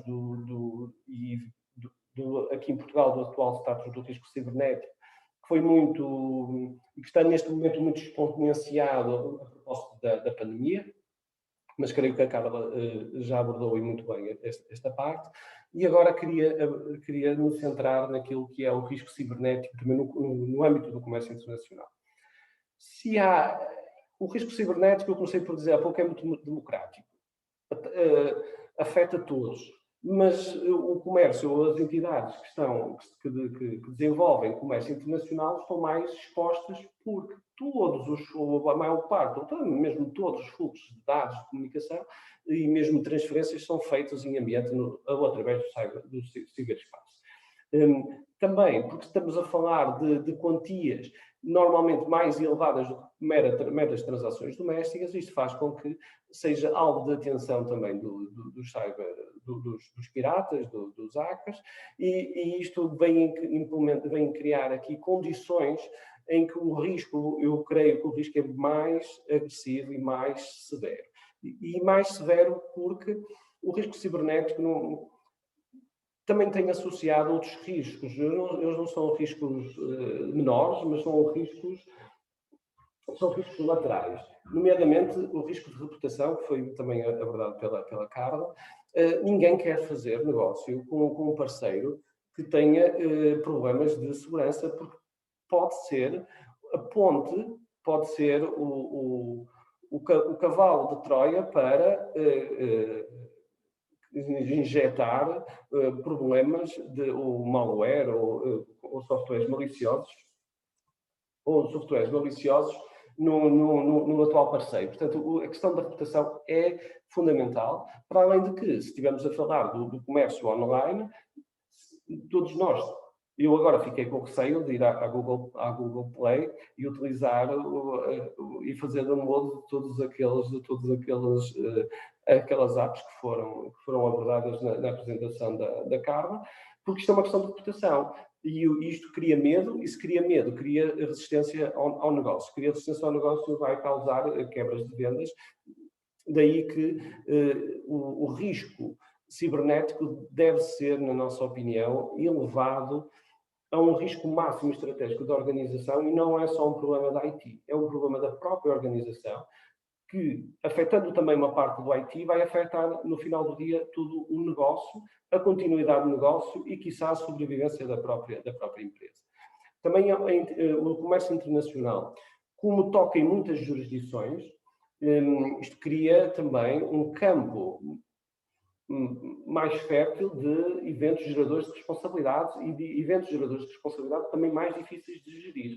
E muitas das vezes pode haver necessidade de contratar advogados nacionais, advogados internacionais, para gerir eventos de responsabilidade, daí que isto, em suma, se é um risco muito já severo para todos, para as entidades que desenvolvem comércio internacional, é um risco ainda com maior dimensão e que deve ser gerido. E deve ser gerido de várias formas, com as seguranças todas e com metodologias de gestão de risco, com a identificação das fontes geradoras de risco, criação de mecanismos de segurança, de higiene, segurança, formação, e através de parcerias e consultores que também já tenham muita experiência, mas também na perspectiva de mitigação dos impactos financeiros quando o evento ocorrer. Porque nós já vimos que muitos destes eventos podem ocorrer não por falhas da segurança da estrutura, mas por simples descuidos, por até alguma negligência de algum funcionário de uma empresa. Não é? Portanto, nós podemos ter, um dia deste ouvi uma expressão muito interessante, podemos ter um blindado, ou seja, com todos os mecanismos de segurança e mais alguns, mas o blindado circula com as janelas abertas e, portanto, deixa entrar um conjunto de riscos. Daí que é necessário perceber qual deve ser a reação de uma empresa após ter um evento cibernético. Estará preparada? Nós estamos a falar muito da prevenção, mas é importante simular o momento em que, se acontecer, a organização está preparada. Nós temos noção de todos os impactos e todas as atividades que um evento cibernético pode gerar? Eu diria, se calhar não. Se calhar não estamos, porque são muitos e são de várias índoles. Eu vou enunciar alguns deles, porque normalmente, quando ocorre um evento cibernético, é exigido uma intervenção de resposta, normalmente o mais rápido possível, desde logo para investigar o que aconteceu. Isso foi um alvo de ataque, colocar logo parceiros de informática forense para determinar as causas da ocorrência, implementar medidas técnicas para conter o incidente e reparar o sistema. Esta é a base, a resposta inicial. Investigar, conter os danos, reparar o sistema e tentar ao máximo retomar as atividades. Como pode ter muitos impactos e terá seguramente ao nível da base de clientes, ao nível da reputação da marca, também é aconselhável que, desde logo, tenham um apoio, a empresa que sofrer um evento cibernético tenha um apoio de consultoria de relações públicas para perceber como é que deve comunicar, de que forma, até porque, por exemplo, se vierem a ser afetados um conjunto enorme de clientes que os seus dados pessoais foram expostos, isto vai gerar muito diálogo com os clientes, muitas hesitações, muitas interações, e isso tem que ser gerido e deve ser. Paralelamente, isto é tudo ao mesmo tempo, não é assim, não é por etapas, ao mesmo tempo, perante um incidente, a empresa ou a organização lesada tem que avaliar quais são as obrigações legais e regulatórias. O que é que tem que fazer, o que é que a lei exige, tem que fazer comunicações ao organismo de supervisão, à Comissão Nacional de Proteção de Dados, tem que fazer notificação das pessoas individuais, se sim, em que termos, ou seja, tem que ser analisado o incidente também do ponto de vista jurídico para perceber se está em compliance com aquilo que são as regras, nomeadamente do RGPD e das leis nacionais que depois executam ou densificam o regime do regulamento. Na hipótese de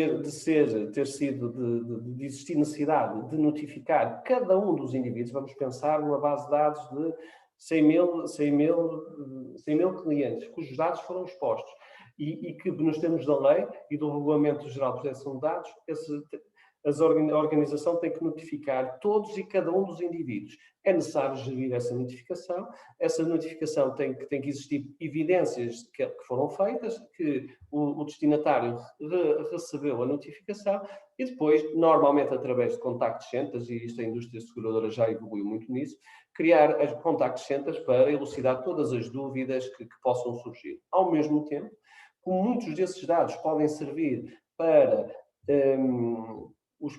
alguns piratas informáticos desenvolverem outras ações fraudulentas, pedindo créditos de cada um dos visados, é importante despoltar ações de monitorização do crédito dessas pessoas que até se podem prolongar após um ano após o incidente. Se houver extorsão, e há muitos, é aconselhável que as empresas tenham um consultor para gerir este pedido de resgate E a questão do pagar o resgate, sim, aqui em Portugal não tem sido prática agora o pagamento de resgate. Existem jurisdições, legislações que permitem, inclusivamente, que os seguros suportem o pagamento de resgate. Em Portugal, isso não é permitido. Nos termos da Lei do Contrato de Seguro, nomeadamente o artigo 14 da Lei do Contrato de Seguro, não é possível segurar resgates. Portanto, aquilo que se pode cobrir, como vamos ver mais à frente, no âmbito de uma apólice de seguro cibernético, é sim a contratação de um consultor para gerir o evento de crise e para negociar, muitas vezes para ganhar tempo, para recuperar a base de dados ou arranjar e encontrar ferramentas de desencriptação da base de dados. Agora, um dos pontos mais importantes é perceber qual é o impacto que o incidente teve nas receitas. Imaginemos que é uma empresa que ficou impossibilitada de desenvolver negócio durante X dias porque ficou sem sistema, ficou sem sistema informático, sem acesso às bases de dados, sem site. Imagina que é uma plataforma online. É preciso perceber quais são os impactos que isto teve em termos de receita. Daí eu dizer que isto não é um problema só de IT, sim, é um problema de empresa, de administração, porque tem em conta negócio, receita e a própria continuidade da empresa. E sempre nesse foco, muitas das vezes após um incidente é preciso reforçar equipas, contratar entidades externas para continuar a servir em clientes, continuar a entregar serviços conforme muitas vezes já existem compromissos, cumprindo os compromissos já existentes. E depois pode existir, nós falamos aqui, estamos a falar de custos, de ações que as empresas têm de desenvolver, mas nós já vimos que podem incorrer em responsabilidades. E o que é isto, incorrer em responsabilidades? Em obrigação de indemnizar terceiros e perante uma reclamação indemnizatória, uma ação legal ou até regulatória, têm que contratar advogados, contratar peritos e pode culminar, inclusivamente, com o pagamento de indemnizações. Todos estes riscos, e esta é a pergunta, estes riscos, e mais especificamente estes custos e responsabilidades, podem estar garantidos por um seguro? E a resposta é positiva. Podem estar. O seguro cyber evoluiu muito. Já começou há muitos anos, no início apenas com um foco muito na responsabilidade civil, mas foi evoluindo à medida também que o paradigma do cyberrisco também o foi, e agora neste momento o mercado, nomeadamente o mercado não só nacional, mas o mercado internacional, disponibiliza soluções de seguro muito abrangentes, muito completas, que dão um corpo e que dão resposta a quase todas estas necessidades que foram elencadas e que são ações que são necessárias executar após um incidente. Mas o seguro, isto é uma mensagem que quero enfatizar, não substitui nem exclui os mecanismos de segurança, nem através do seguro alguma organização pode baixar a guarda e não continuar a apostar em segurança. São situações, o seguro e a segurança são complementares. Aliás, se a empresa não tiver um mínimo de segurança, nenhuma seguradora aceitará transferir o risco. Também poderá existir mais apetite ou disponibilidade da seguradora a tomar o risco se os mecanismos de segurança forem adequados. Eu dou assim um exemplo muito concreto, porque algumas organizações pensam, mas eu estou a investir muito em segurança, mas nós já sabemos que os incidentes vão ocorrer. Nós não sabemos quando e temos de perceber se quando ocorrerem estamos preparados. Mas nós em nossa casa também temos portas e janelas, ainda contratamos uns serviços de alarme, colocamos câmaras CCTV e mesmo assim é aconselhável fazer um seguro. Portanto, porque quando acontece, nós queremos ter as consequências económicas mitigadas por um instrumento de seguro. E volto a dizer, muitos dos casos que nós temos não resultam só de piratas. Resultam de falhas básicas, de erros de um envio de um e-mail, do esquecimento de uma pen, e não há medidas de segurança que consigam evitar esta possibilidade. Eu vou rapidamente, só para também não maçar, porque seguros não é assim nada assim muito agradável de tratar, para quem não gosta, eu gosto, mas imagino que não seja, nem toda a audiência tenha este defeito. Normalmente, a estrutura básica de um ciberseguro que nós aconselhamos, primeiro nós aconselhamos sempre uma abordagem de alfaiate. Ou seja, não é um seguro certo para todas as organizações, não tem a ver com os riscos específicos de cada uma das organizações, os mercados onde atuam, se internacionais, se não internacionais, se tem muito comércio online ou não, se efetuam, têm utilizam sistemas de pagamento, como os Visas, os Visas, e perante isso é melhor aquilo que nós gostamos é identificarmos o risco, preparamos uma matriz de risco e depois desenvolvemos soluções muito customizadas àquele cliente. Mas basicamente, assim de uma forma muito sucinta, divide-se em danos próprios e responsabilidade civil. Danos próprios são os danos que a própria empresa tem, são os custos que a própria empresa tem a lidar com o incidente.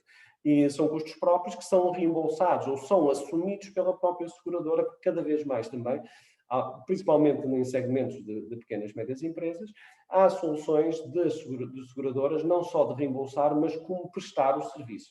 E então o cliente tem acesso a uma base de peritos e especialistas que o ajudam, que o conduzem perante um evento desta índole. Mas os serviços de informática forense, recuperação de dados, consultoria legal, despesas de notificação, custos com consultores de relações públicas, os custos com a monitorização de crédito, que, como disse, podem se desenvolver por muitos meses, estarão cobertos naquilo que é a estrutura básica ou no eixo básico dos seguros, na questão dos danos próprios. A extorsão, como disse, aqui em Portugal não é permitido que a seguradora, transferir para a seguradora a obrigação de pagar os resgates, porque entende que isso podia potenciar os movimentos de extorsão, sabendo que existia uma entidade, neste caso uma seguradora, com capacidade de os pagar, e isso podia induzir, podia potenciar o aumento da criminalidade, mas é possível pagar então os custos de um assessor, de um negociador. Umas áreas que eu coloquei aqui a cinzento, que são bastante valorizadas, quer pelo cliente, e nós recomendamos vivamente, é introduzir coberturas de perdas de lucros e danos financeiros resultantes da reputação. O que é isto? São coberturas que vão pagar ou vão tentar reconstituir a situação financeira que a empresa tinha antes do evento. Ou seja, como se o evento não tivesse ocorrido. E como é feito isso? Se uma empresa esteve, imagina, impedida de negociar durante uma semana, a seguradora calculará o lucro líquido que aquela empresa perdeu, bem como os custos fixos que continua a pagar, apesar de não estar a desenvolver negócio, e indemniza e repõe na situação financeira que ela estaria se o incidente não tivesse ocorrido. Uma cobertura mais difícil, mas é possível, e é mais difícil às vezes de obter, mas é possível, são os danos financeiros que possam resultar da quebra de reputação.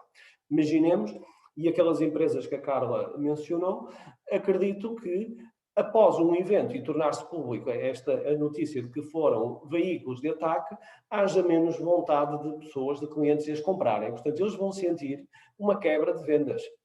E esta quebra de vendas pode ser objeto de uma garantia de um seguro que, limitada no tempo, vai tentar compensar a perda de vendas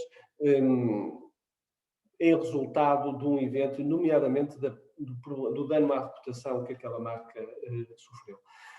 No eixo do lado direito tem as questões da responsabilidade civil, são obrigações de indemnizar, porque isto foi muito acelerado e muito intensificado com a publicação do Regulamento Geral de Proteção de Dados.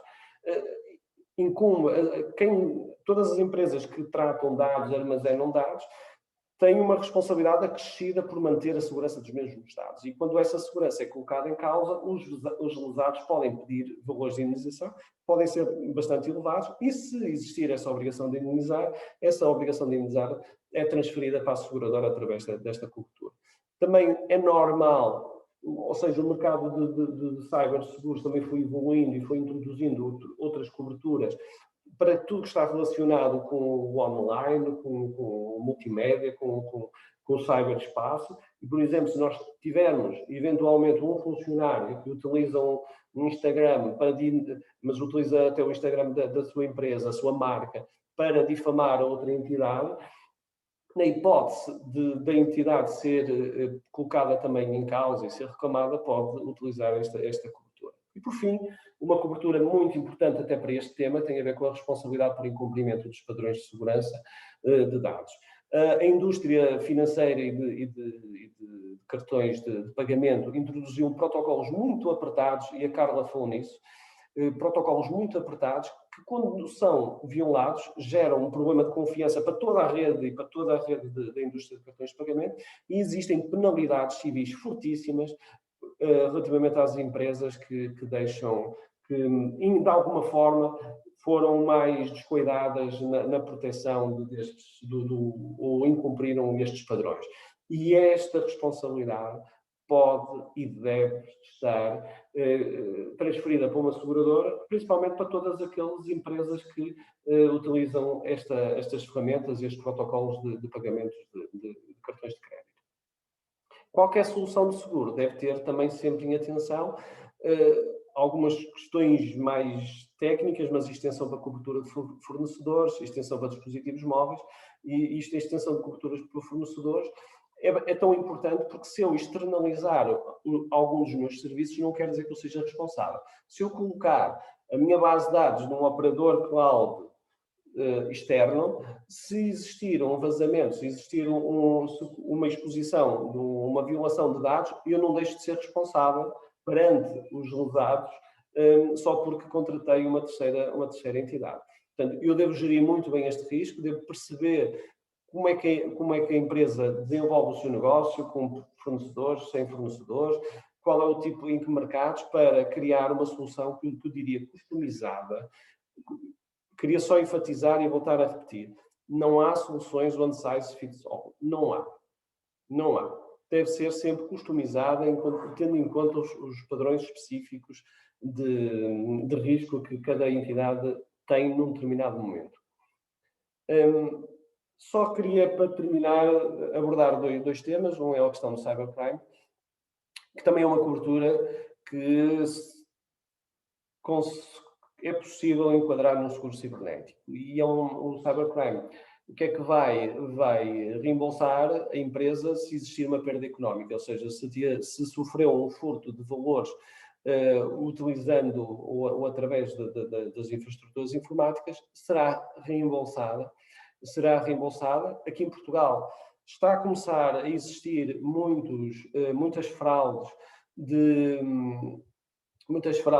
de cybercrime, que são mais ou menos normalmente a mesma, que eu tenho uma relação com um fornecedor a determinada altura, um fornecedor que não é o fornecedor verdadeiro, é um pirata que está ali mascarado, diz: eu alterei as coordenadas bancárias, façam o favor de fazer o pagamento para estas novas coordenadas bancárias num país externo.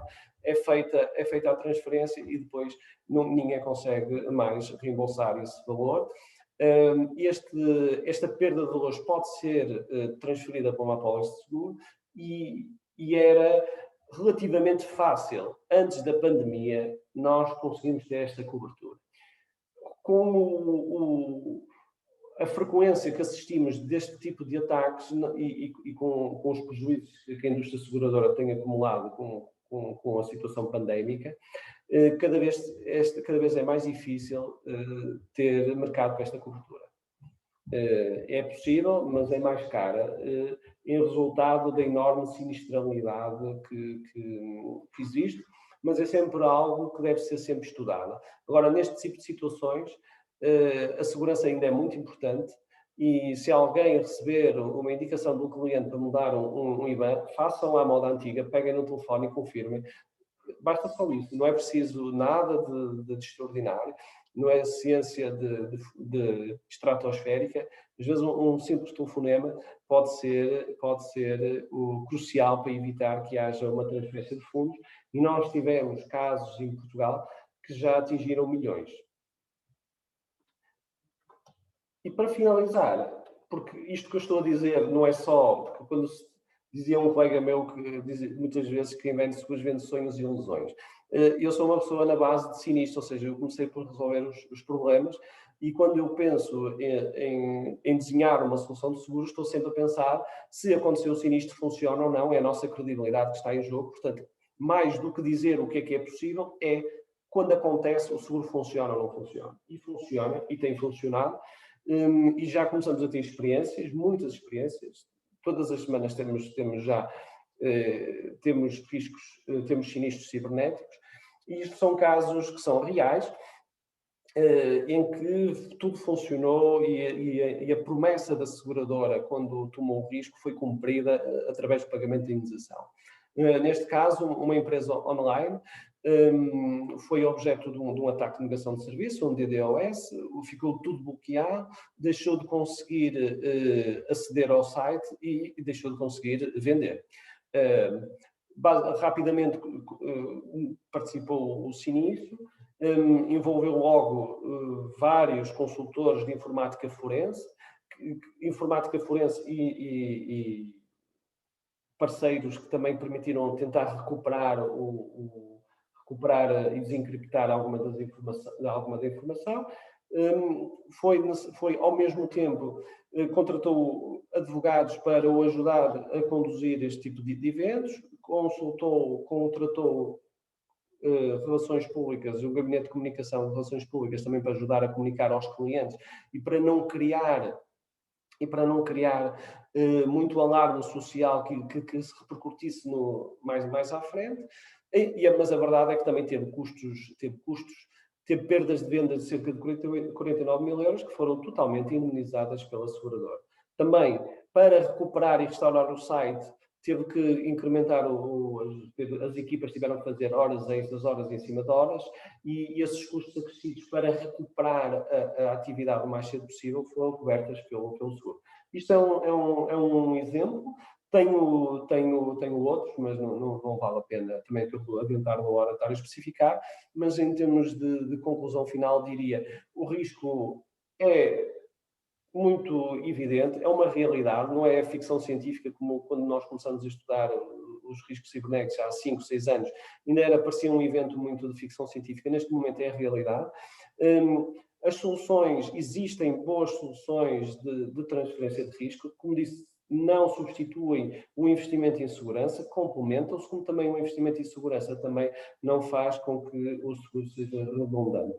Em caso de sinistro, ou seja, quando o risco se concretiza e o incidente ocorre, o mercado segurador, quando a apólice é bem desenhada, com um parceiro também instável, consegue responder. E consegue responder sempre em duas maneiras. Ou através de serviço, disponibilizando redes de peritos e peritos internacionais que consigam ajudar o cliente a sair deste flagelo, ou também através do próprio cliente contratar os seus serviços e depois os seus valores serem reembolsados pela seguradora. Também estamos a assistir que o mercado está a ficar, de facto, bastante, nós chamamos no segurez, endurecido, ou seja, os prémios estão a aumentar e a disponibilidade, até o apetite das seguradoras está a diminuir, e até acreditamos que isso vai acontecer nos próximos tempos pelo aumento severo da frequência de sinistros. Por isso aconselhamos que integrem a questão da gestão de risco cibernético na agenda dos CEOs e apostem quer na segurança, quer na transferência de seguro o quanto antes, porque quanto mais tarde acontecer, mais caro ficará. E aquela velha tendência portuguesa de só procurar ou só investir em fechaduras quando a porta foi arrombada, pode sair muito caro e pode pôr em causa, inclusivamente, a continuidade do negócio. Estou disponível para os esclarecimentos que entenderem necessários ou aprofundar uma outra questão. Não sei se cumpri o meu tempo, isto em 20 minutos é complicado. Portanto, bem, eu diria que foram quase 30 minutos, mas tudo bem, eu acho que o tema, ou seja, fomos muito ambiciosos para trazer aqui para um webinar que supostamente teria 60 minutos, muitos temas, e que há muito para falar e que ainda por cima são muito relevantes e atuais. Portanto, eu acho que realmente era difícil compactar de outra maneira todas estas temáticas. Tenho aqui uma questão para o David, que o João pergunta quais os custos associados a ter contas em outras moedas na Ebori. Eu não sei se quer responder. Responder, posso. Tipicamente não existem custos, porque a Ebury, o modelo é um modelo de câmbio, ok? Então, no fim de contas, a conta é um instrumento necessário para poderem fazer o câmbio connosco. O que acontece é, há situações específicas em que abrimos contas onde não existem câmbio. Por exemplo, podemos abrir uma conta no exterior, na Holanda, por exemplo, que é uma conta que só vai circular fundos em euros. E aí sim, se não houver câmbio, isto é, se não houver uma operação cambial envolvida, aí vamos cobrar, porque, obviamente, existe custos para nós e têm que ser repassados. Mas o necessário é feito caso a caso, neste caso. Ok, então, como eu irei partilhar também as apresentações e os vossos contactos, depois também se... Com certeza, tenho todo o gosto. Digamos, contactem. pedir uma proposta mais específica, depois com certeza que o David irá dar feedback. Entretanto, tenho aqui outra pergunta para si, que é relativamente ao risco do uso da Bitcoin, qual é a sua opinião? Muito bem, essa já é uma pergunta mais complicada. Acho que estamos todos a aprender um pouco com isso. Acho que vamos mudando um pouco de opinião ao longo do tempo. Pessoalmente, eu acho que é uma tecnologia e é algo que virá para ficar. Não sabemos se nestes moldes, se em moldes completamente diferentes. Do ponto de vista Ebury, ou do ponto de vista do que é que a empresa faz, o que é que temos disponível, nós não trabalhamos com nada relacionado com criptomoedas, Bitcoin, Ethereum, o que seja. Não trabalhamos, não é simplesmente por política da empresa. Se me perguntam de riscos, eventualmente haverá, os reguladores estão a olhar para isso. Se me perguntam que é algo que vai desaparecer, neste momento eu diria que não, a menos que aconteça alguma coisa que me faça mudar a opinião. Acho que as tecnologias vão evoluindo e faz um pouco parte. E no fim de contas, se falarmos só de Bitcoin, já é uma tecnologia que já tem alguns anos. Já não é assim tão recente e tem-se aguentado. Agora está na moda, isto é como tudo, não sabemos o que vai acontecer, mas do ponto de vista Ebury é um assunto que não trabalhamos por enquanto, de forma alguma, e não está no pipeline. Ok. Carla, não sei se quer acrescentar aqui alguma informação a esta questão do risco do uso da Bitcoin? Eu diria, complementava se calhar apenas com a seguinte questão, na sequência daquilo que o David disse, não é? Ou seja, sim, é verdade que já existe há algum tempo, mas é uma moeda ainda muito recente, não é? Com nada regulamentada e legislada, o que, mais uma vez, na sequência daquilo que nós falámos há bocadinho, que é a importância da criação de confiança digital, eu acho que ela não se instalou como tal, ou seja, não há uma mensagem forte do ponto de vista de confiança neste tipo de câmbio, não é? Portanto, acho que ainda vai demorar algum tempo até conseguirmos ter algum consenso universal relativamente a esta moeda, à legislação e à regulamentação que vai orientar aquilo que é o modus operandi, até porque hoje em dia, como não sei se têm esta noção, mas todo este tipo de ataques que muitas vezes as organizações sofrem no ciberespaço são pagos exatamente com criptomoeda, ou seja, esta moeda está também a ser utilizada na dark web para fins muito pouco lícitos, não é? Portanto, isto ainda gera aquela dúvida se podemos confiar ou não neste tipo de moeda. Claro. Eu diria que é um bocadinho por aí. Portanto, os riscos ainda são um bocadinho desconhecidos e pouco geríveis, eu diria. É verdade. Sim, até porque é aquilo que estava a dizer, ou seja, acaba por estar associada depois a uma má utilização ou para más fins, que acaba também por denegrir um pouco a imagem, não é? E a percepção que as pessoas têm desta moeda. E vai um bocadinho ao encontro daquilo que o Pedro disse há bocadinho, quando ele mostrou aquele mapa também do risco e da regulamentação e dos países que estão efetivamente mais influenciados por já a regulamentação e legislação, onde obviamente há um controle, não é? Obviamente as coisas, percebe-se que nessas geografias as coisas depois começam a acontecer. Portanto, a legislação e a regulamentação acaba por ser um motor, não é? Para a promoção deste tipo de controles, da implementação deste tipo de controles, etc. E, portanto, não existindo ainda, é difícil de confiar, não é? Exato. Exato. Bem, creio que não há mais questões.